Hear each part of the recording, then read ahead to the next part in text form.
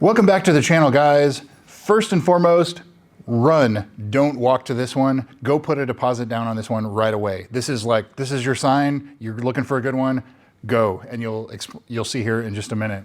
So this is a 2017 VIN 2242, 2017 that popped up in the for sale groups on Facebook. It's not even on the dealer's website yet, but it's for sale at a Mercedes dealer, South Kansas City, for $50,000 with 58,000 miles. And this is a one owner, no accident car. It popped up at Mercedes in South Kansas City, Kansas, and it's paint code 083, which is ultra white, white with gold flake, with LA30 interior, which is the red interior. And so here's the salesman's information right here.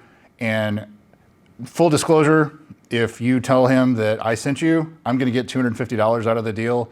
And all that's gonna do is buy more Carfaxes for you guys for the channel. But again, full disclosure, so there is a referral here. If you mention that Scott at All Things F from YouTube sent you there to the salesman, I get $250 and it'll go right back into the channel. So again, full disclosure there. Anyway, let's jump into it and I'll explain why you want to run to this one. And it's not just because I'm gonna get 250 bucks out of it. First and foremost, production, as always, 648 out of the 2,348 cars for the US 49, everywhere except Hawaii, were ultra white. Out of those 648, 360 had LA30 interior. White with red is the most common color combination you could get on these cars. So here it is. Most of them that pop up for sale are white. Most of them have red interior. This is no exception. Specifically for 2017 though, 116 out of the 342 cars for 2017 were ultra white. Of those 116, just over half, 64, had LA30 interior. So at its rarest, this car is one of 64. Common but rare. 64 that exist in this color combination for 2017, or 360 for all years for the US 49. Carfax, Epic VIN, and AutoCheck. So Carfax shows this as a one owner, no accident car.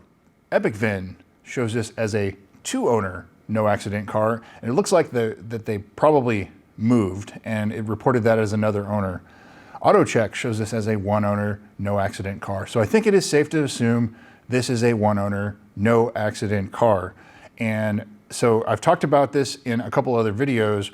So there's less than 10% of these cars remaining already that are one owner cars. And there's less than 5%, it's like 4.8%, something like that, that are one owner, no accident cars that are still remaining here at the end of October 2025. So this is a pretty rare find just in that alone. Now, if it has no unreported paintwork or anything that you find on top of that, even better. But one owner, no accident. It is a car in Kansas, so we'll find out if it's winter driven. And I did ask the salesman, and he's very responsive. And you can tell he wants to sell his car, but he sent me videos. I asked him for pictures of all the carbon fiber, pictures of the underside, not rusty. All the carbon fiber looks good, and I'll talk about that here in a second. Previous sales, other than right now, it went on sale April 28th, 2017 with $88,500 in Kansas, and it looks like it's sold at the end of June, so it was for sale about 2 months. So a lot quicker than a lot of these sat around for. Some of these sat around for over a year, sometimes as long as almost 2 years for sale before they went to their first owner. This one sold pretty quick. So now on to the pictures. So as I said, the salesman at the dealer, he sent me several photos, specifically looking at all the carbon fiber, the bolster, things like that. I see no issues with the carbon fiber. And also in the service history, it looks like it's all original, so none of it's been replaced. So therefore it's all going to be prone to delaminating, but it has been in a cold climate. It has been in Kansas, in the Midwest, and I don't see any delaminating yet. So put some money aside for replacing some of the carbon fiber in the future. It's not if, it's when. And so, it is what it is with that. Other things, it looks like it probably needs brakes. Looking at the rotors, you can see a lot of scoring going on the rotors. And so it's probably time for brakes. It's pretty much a safe bet when you buy any of these cars, they need brakes and tires. Speaking of tires, it looks like it has some Kumos on it. So not the original Michelins or even some Pirellis or something, just some cheap Kumos. So it's just something of note. It's got some cheap tires on it. The exterior looks great. They're not like super high resolution photos, but it's enough to tell that it doesn't have a lot of battle damage or anything. It looks really great for the mileage. And obviously inspect that closer. May have paint protection film on it too, and that may be why it looks so clean on the front, but I don't see any delaminating on the front carbon fiber bumper piece. but obviously subject to your inspection. As I said, the carbon fiber looks fantastic. The interior, the bolster wear, like it looks great for a car with almost 60,000 miles. And so I see no issues there. I don't even see the beginnings of the carbon fiber starting to delaminate. So that's another thing too, but I mean, it looks outstanding.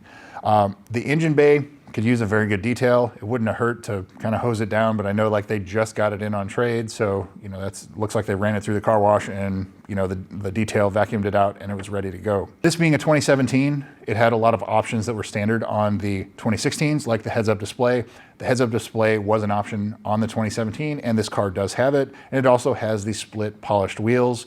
2017s, the base models just had an all gray wheel. These are polished, so it does have a couple extras. It has the Mark Levinson, which like 98% of these cars had, but you know, that's good there. So for the price, at $50,000, this is a smoking deal. I would expect it to be probably in the mid 50s, especially being a one owner, no accident car. They can demand a premium for this car and definitely get it, especially considering it's ready to go. We'll look at the maintenance and see what else it might need, but you know, assume brakes and tires at a minimum, but carbon fiber looks good, interior looks good, exterior looks good. Looks like it is ready to rock and roll otherwise. So speaking of the service history, it looks like it's pretty well dealer serviced until about 2022 or like 41,000 miles. After that, it's a big question mark. And so I don't know if it was just done DIY or if it was done at a third-party mechanic where they just didn't report to AutoCheck or Carfax, because I don't see anything on either of those regarding service history beyond 2022. But as I said, less than 5% of these cars are one owner, no accident cars. So this is one of those. And I think that alone justifies the price. Even if it needs brakes, tires, or even catching up on maintenance, this is still a smoking price for this car. So go get it. So the first entry of note on the service history, October of 17, they noted a paint blemish at the right front rocker panel and it was fixed. I don't know if that was just something that needed to be buffed out or paint work, it doesn't say, but of note.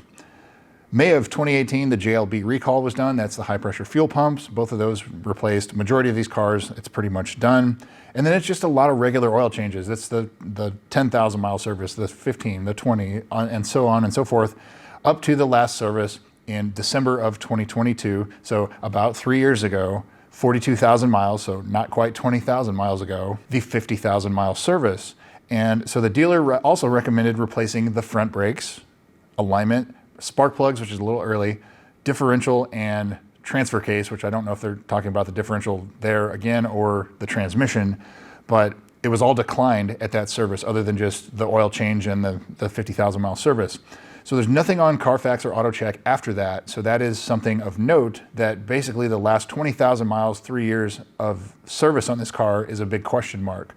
So because it's at 60,000 miles, it's also going to be due for the 60,000 mile service, which is the big service. That's the spark plugs, transmission, differential, all the fluids, belts, it's a pretty in-depth service. And if you go to the dealership, it's going to be in the area of about $2,000 or so. That is something that you need to keep in mind buying this car, that immediately you're probably going to have to do that, brakes, tires. So if you factor in 4 new Michelins, 4 brakes, 4 rotors, 4 sets of pads, and the 60,000 mile service, this $50,000 car is now a $55,000 car. So you have that to think about. But at $55,000, that's kind of where the market is on this car. So I think that at $50,000, it's priced low, but you have some wiggle room there. So what's not done? I don't see anything about the low pressure fuel pump being reprogrammed on this car in the service history. So that's something that if you shut everything off other than the engine, so shut the stereo off, shut the HVAC off, turn everything off and listen behind the driver's seat, behind the passenger seat. If you hear a humming or a buzzing noise that's overly loud, that is the low pressure fuel pump that needs to be reprogrammed, and it was not done on this car. It obviously needs a 60,000 mile service.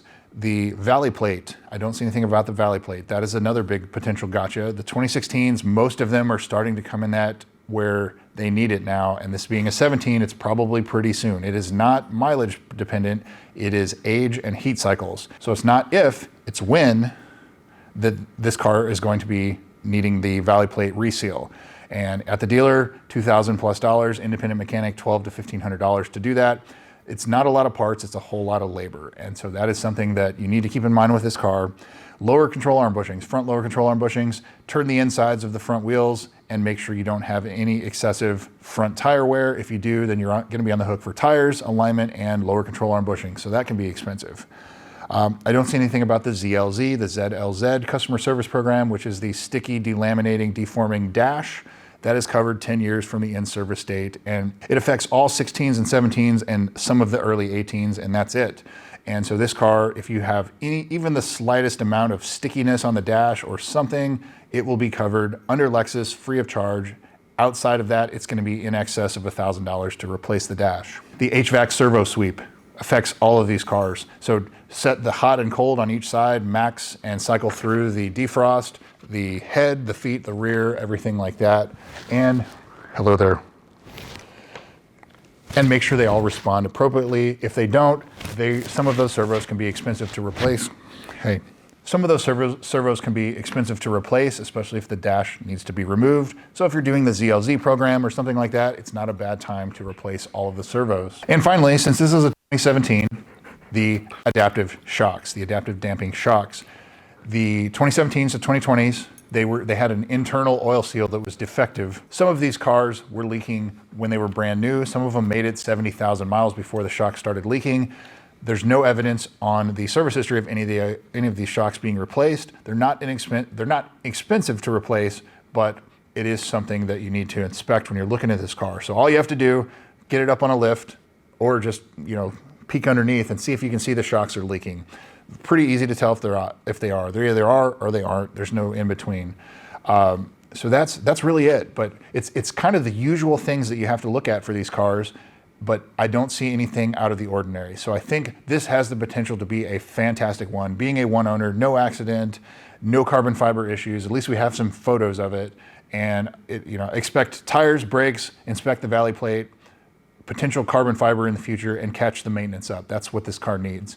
And so your $50,000 purchase price, if you got it a little bit cheaper, that would be great. But I think it's fantastic price where it's at.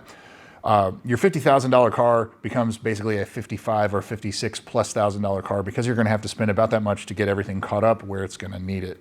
So anyway, info for the salesman. It's right here. Tell them I sent you. I can get $250 for the channel. But that's all I got for you guys. 2242, worth taking a look. I'm sure it won't even hit their website. It will be sold probably within the next couple hours. So anyway, that's what I've got for you. Thanks again for watching. We'll see you soon.